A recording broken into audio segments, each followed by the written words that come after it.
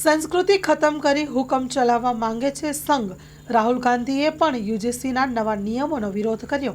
લોકસભામાં વિપક્ષના નેતા રાહુલ ગાંધીએ યુજીસીના ડ્રાફ્ટ નિયમો વિરુદ્ધ જંતર મંતર ખાતે ડીએમકેની વિદ્યાર્થી દ્વારા આયોજિત પ્રદર્શનમાં ભાગ લીધો હતો। તે દરમિયાન રાહુલ ગાંધીએ યુનિવર્સિટી ગ્રાન્ટ્સના ડ્રાફ્ટ નિયમોને ટાંકીને આક્ષેપ કર્યો કે રાષ્ટ્રીય સ્વયંસેવક સંઘ આરએસએસ દેશ અને એક વિચાર, એક ઇતિહાસ અને એક ભાષા થોપવા માંગે છે, પરંતુ તેને સ્વીકારવામાં આવશે નહીં।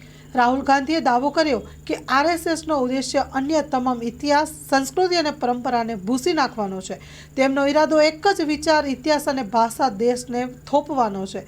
રાહુલ ગાંધીએ આરોપ લગાવ્યો કે આરએસએસ વિવિધ રાજ્યોની શિક્ષણ પ્રણાલીઓ સાથે આવું વર્તન કરવાનો પ્રયાસ કરી રહ્યું છે। આ તકે એમના એજન્ડાને આગળ વધારવા માટેનું એક બીજું પણ પગલું છે। દરેક રાજ્યની પોતાની આગવી પરંપરા, ઇતિહાસ અને ભાષા તો હોય જ છે।